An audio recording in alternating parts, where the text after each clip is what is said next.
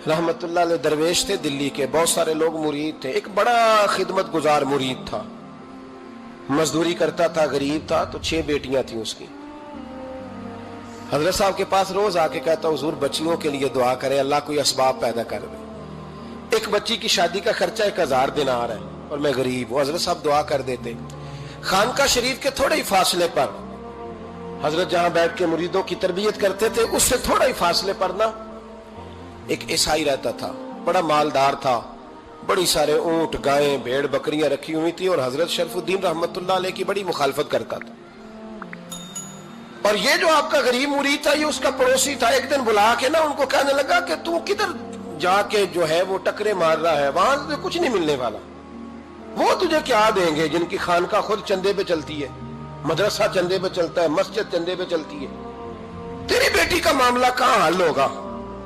तो उस दरवेश ने कहा कि तू मेरे पीर को नहीं जानता, तू अजय मेरा महबूब नहीं डिठा, तू पता नहीं ना, तू इस रास्ते का मुसाफिर नहीं, तू नहीं जानता। उनका बस चले ना तो वो हर कीमत में मेरी बेटियों की शादी करा दे। अब वो ईसाई था, कहने लगा अच्छा चलो ठीक है, अगर इतनी बात है ना तो जाओ उनसे जाके कह दो कि 6 साल के लिए मेरे साथ मुआहदा कर ले, तो मेरे जानवरों को चारा डाल दिया करे, 6 साल ड्यूटी करे, मैं 6000 दिनार दे देता हूं। वो मेरे साथ 6 साल मेरे जानवरों को चारा डाले, रखते हैं ना आप चारा डालने के लिए एडवांस पैसे दे के। अब तो लोग उन्हें भी गुलाम ही बना लेते हैं, बड़ी थोड़ी तनख्वाह देते हैं, जुल्म करते हैं, पूरा मुआवजा नहीं देते। हजरत शेख शरफुद्दीन के बारे में वो कहने लगा, जब अपने पीर से जाके कह के मेरे जानवरों को 6 साल चारा डाले, मैं 6000 दे देता हूं, तू जो कहता है हर कीमत पे जाने को तैयार है। उसने जब ये बात की तो मुरीद ने नाराज हो गया, वो लड़ाई हो गई, गिरबान पकड़ लिया, झगड़ा हुआ, बात बड़ी दूर गई। इस तरह की बात करता मेरे हजरत के बारे में, तेरे जैसे कई मैं वहां काम पे रखा दूं। जब वो बड़ी बहस हुई, बात मोहल्ले में, इलाके में फैल गई, दुनिया ने सुन ली, तो शेख शरफुद्दीन तक भी पहुंच गई। इस तरह झगड़ा हुआ है। लोग सो गए इशा की नमाज के बाद। हजरत साहब ने ना सर पे कपड़ा लिया, उस ईसाई के दरवाजे पे दस्तक दी, वो बाहर आया, फरमाने लगे लोग तो सोच समझ के मुलाजम रखते हैं, तूने भी तो सोच ही लिया होगा, तभी तो मुझे ऑफर की है। तू अपनी ऑफर पे कायम है? वाकई मुझे रख लेगा और 6000 दिनार दे देगा? कहने लगा जा बाबा काम कर अपना। फरमाया नहीं, तूने इतने लोगों में बात की, इतनी बहस हुई, तो कायम है? कहने लगा मैं तो कायम हूं, पर आपने नहीं कायम रहना। फरमाया मैं सोच समझ के आया हूं। उसने कहा आप ड्यूटी करेंगे, भैंसों को चारा डालेंगे? फरमाया एक शर्त, बस जब अजान हो जाए ना तो मुझे रब की नमाज पढ़ने की इजाजत दे देना, बाकी सुबह शाम जो तू कहेगा। अगर उस गरीब की बेटियां ब्याही जाए तो मुझे और क्या चाहिए? उसकी 6 बेटियों का बोझ है उसके सर पे, तू मुझे रख ले। अल्लाह अकबर। वो कहने लगा चले पे मेरे साथ खते बंदगी कर ले। आजकल हम स्टाम्प करते हैं, उस जमाने में खते बंदगी होता था, गुलामी का खत, काजी शहर के पास। यानी उसका ख्याल था कि चलो स्टाम्प की बात करूंगा तो भाग जाएंगे। फरमाया चल मैं तैयार हूं। काजी तक गए, तय हो गया, 6000 दिनार दे दिए। हजरत ने मुरीद को बुलाया, फरमाया पुत्र ये ले जा मेरी बेटियों को रवाना कर दे। कहने लगा हुजूर ये क्या कर रहे हो आप, कुछ सोचे? फरमाया यार जब तुझे बेटा बना लिया तो फिर मेरी पोतियां तो लगती हैं ना, मेरा हक तो बनता है ना, जाके ड्यूटी कर, उनको ब्याह दे। बात फैल गई। बादशाह भी अकीदतमंद था, वो 12000 दिनार लेके पहुंचा। क्या बताऊं इन रब के बंदों का दिल कैसा होता है, क्या दर्द होता है, क्या रंग। 12000 दिनार लेके बादशाह आया और आके हजरत को पेश किए, का हुजूर आप दें इस ईसाई को डबल दें और जाए काम करें। आप फरमाने लगे तू पैसे दे, शर्तें ना लगा, मेरा जहां दिल करेगा मैं खर्च करूंगा, मुझे तो मजा ही अब आने लगा है, अभी तो लुत्फ आ रहा है, अभी तो जायका आया है कुछ करने का, पैसे देने या तो दे, पाबंदी ना लगा, जहां मेरा दिल करेगा मैं। उसने कहा हुजूर ठीक है रख ले। हजरत ने फजर मस्जिद में पढ़ी, जेब में 12000 दिनार थे, ऐलान फरमाया भी किसी और की बेटी भी बैठी है तो पैसे मेरे पास है। वो 12000 दिनार भी बांट दिया और 12000 दिनार बांट के ना तो फिर चले गए खेत में चारा काटने। उस ईसाई को किसी ने बतलाया कि उनके पास तो 12000 आया है, पर तुझसे जान नहीं छुड़ाई उन्होंने। वादा ये हुआ था कि 6 देंगे तो जाएंगे, जब तक देंगे नहीं तेरे घर में काम करेंगे। वो ना चारा काट रहे थे, हजरत साहब तो वहां पहुंच गया, दूर जाके खड़ा हो गया, कहने लगा बाबा پہلے تو میں نے مسلمانوں کے اخلاق سنے تھے، اب تو میں نے دیکھ بھی لیے، پر یہ بتا جب 12,000 آیا تھا جان کیوں نہیں چھڑائی؟ تو حضرت چارہ کاٹتے کاٹتے رو پڑے، فرمانے لگے تو نہیں نہ جانتا یہ بیٹیاں سانجی ہوتی ہیں، پتہ نہیں نا، میرے رسول پاک نے تو حاتم تائی کی بیٹی کے سر پہ کپڑا رکھ کے کہا تھا بیٹیاں برابر ہوتی ہیں، تو یہ نہیں پتا جب اس کی 6 بیٹیوں کی شادی ہوئی ہے میرے اندر روحانیت کتنی بڑی ہے۔ فرمایا پھر 12,000 آیا ہے تو 2-4 بچیاں پھر گئی ہیں، تو یہ نہیں پتا میں اندر سے راضی کتنا ہوں، میں تیری نوکری کرتا رہوں گا، پتہ نہیں اللہ کتنی بیٹیوں کو بیاہ دے گا۔ اتنا رویا وہ عیسائی کے پیروں میں بیٹھ گیا، کہنے لگا بابا میں نے تیری مخالفت کی ہے پر تیرے قریب آ کے پتہ چلا ہے کہ تو بہت اونچے اخلاق کا مالک ہے، اور اگر تیرا یہ مقام ہے تو تجھے اخلاق سکھانے والے محمد عربی کی شان کتنی ہوگی۔ ظالم کی بولیے جاتے نہیں لوگ جھوٹے گواہ بن کے، وکیل صاحب کو نہیں پتا ہوتا کہ یہ بندہ مجرم ہے جو میرے پاس آیا، کیا مجرموں کے وکیل نہیں ہوتے؟ بولے تو اس کو پتہ نہیں ہوتا وکیل صاحب کو کہ یہ صاحب مجرم ہے، میرے پاس مقدمہ لے کے آئے، اور اگر بے ادبی نہ ہو جائے تو میرا خیال ہے قاضی عدالت کو بھی پتا ہوتا ہے کہ مجرم کون ہے اور مظلوم۔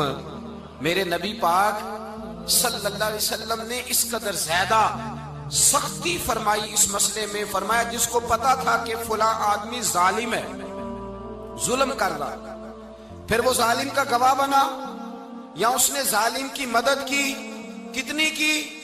شارحین لکھتے ہیں چاہے اس نے ایک جملہ بول کے کی، چاہے ایک، سارے بولیے، چاہے ایک غریب کو اس نے ظلم کیا تو کہتے ہیں علاج یہ سی، چاہے ایک جملہ بول کے کی، شارحین اس حدیث کی شرح میں لکھتے ہیں ایک جملہ بول کے چاہے مدد کی، جس بندے نے کسی ظالم کی مدد کی کسی مقدمے میں یا کسی صورت میں اور اسے پتا تھا یہ ظالم ہے، میرے نبی پاک صلی اللہ تعالی علیہ وسلم فرماتے ہیں اگر اس نے مدد کی، ابھی ظالم کی بات نہیں ہو رہی، ظالم کے مددگار کی بات ہو رہی، اگر کسی نے ظالم کی مدد کی تو حضور فرماتے ہیں خدا بھی اس سے بری و ذمہ ہے، رسول بھی اس سے بری و ذمہ ہے۔ سنبھال کے رکھے اپنی نمازیں، قربانیاں، حج، زکوٰۃ سنبھال کے رکھے۔ اگر ظالموں کا مددگار ہے، الیکشن آ لینے دے، آپ کو نظر آ جائے گا کون کون ظالموں کا مددگار ہے، نظر آ جائے گا، اپنی جیب سے لوگ پیسے دے کے ظالموں کی مدد کریں گے، ان کے فلیکس چھپوائیں گے، بورڈ لگوائیں گے، جیبوں سے پیسے دے کے۔ ہم نے خود آگ لگائی ہے چمن میں اپنے، بے سبب گردشی ایام کو الزام نہ دو، ہم نے خود نور کا ظلمت سے کیا ہے سودا، کر کے توہین سحر شام کو الزام نہ دو۔ ظالموں کے مددگار میدان میں آ گئے، یہ چھوٹا لفظ نہیں، میرے حبیب پاک صلی اللہ علیہ وسلم نے فرمایا جو ظالم کا مددگار ہے سن لے، جو سجن کے ساتھ کچہری جاتا ہے وہ یاد رکھے، جو دوست کا گواہ بنتا ہے وہ یاد رکھے، جو کہتا ہے میں مانگی گیا تھا، مجھے بلایا گیا تھا قبضہ چھڑانے کے لیے کسی غریب بیوہ کی جائیداد پہ، کب وہ سن لے تو مدد کر کے نہیں آیا، تو خدا کے ذمے سے نکل گیا ہے۔ رسول پاک نے فرمایا تیرا میرا تعلق ختم ہو گیا، تو ظالم کا مددگار ہو گیا، پھر تو کہتا میں بے چین ہوں، میں بے قرار ہوں، میں آزمائش کا شکار ہوں، پلٹ کے دیکھ تو صحیح تیرا گناہ کتنا بڑا ہے۔ میرے نبی پاک صلی اللہ علیہ وسلم کا ایک اور فرمان سن لیں، ابن ماجہ ابو داؤد میں موجود ہے، اس حدیث کو آپ نے یاد کر لینا ہے، کر لیں گے انشاءاللہ، سارے کہیے انشاءاللہ، کر لیں گے یاد۔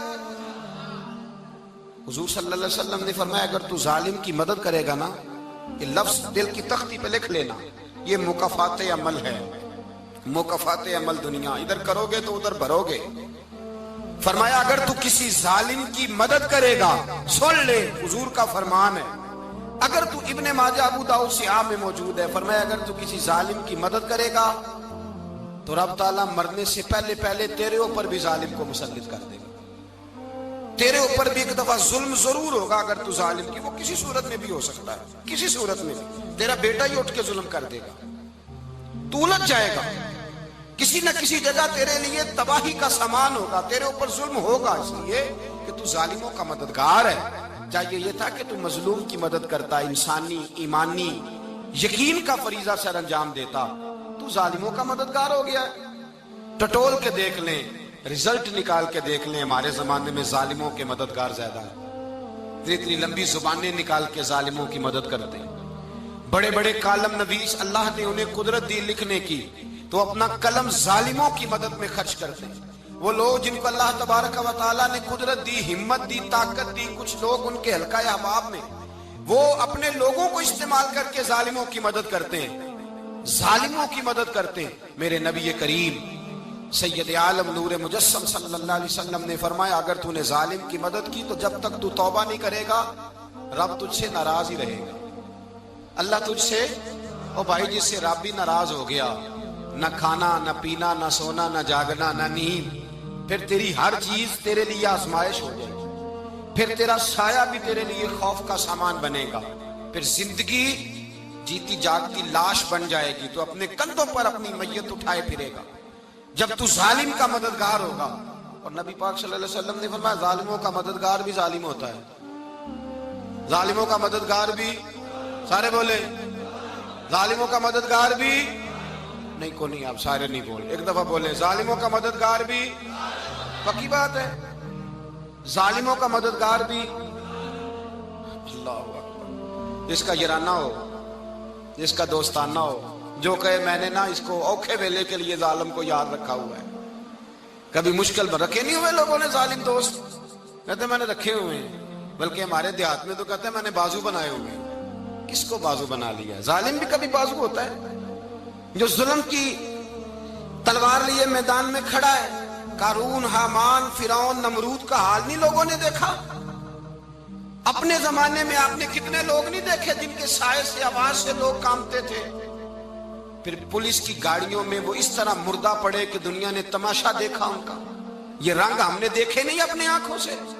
فرمایا ظالم کا مددگار بھی، جو کار میں بٹھا کے لے کے گیا وہ بھی ظالم، جس نے چائے پلائی وہ بھی، جس شخص نے کھانا کھلایا وہ بھی، جو کچہری تک ساتھ گیا وہ بھی، جس نے فلیکس کے نیچے، بڑے شرابی کے نیچے چھوٹی اپنی فوٹو لگائی وہ بھی، جو ووٹ کی پرچی ڈالنے گیا وہ بھی۔ کہہ دینا باہر نکل کے کہ حضرت صاحب نے سیاسی تقریر کی ہے، کہہ دینا، پر بات تو سچی ہے نا۔ خو کرے ہم تو سے تھوڑا سا گلا بھی سن لے، خو کرے ہم تو سے تھوڑا سا بھی گلا۔ امام مالک کے پاس ایک بندہ آیا، اس نے کہا حضور میں درزی ہوں، ایک ظالم بادشاہ مجھ سے کپڑے سلواتا ہے، میں تو ظالموں کا مددگار نہیں نا۔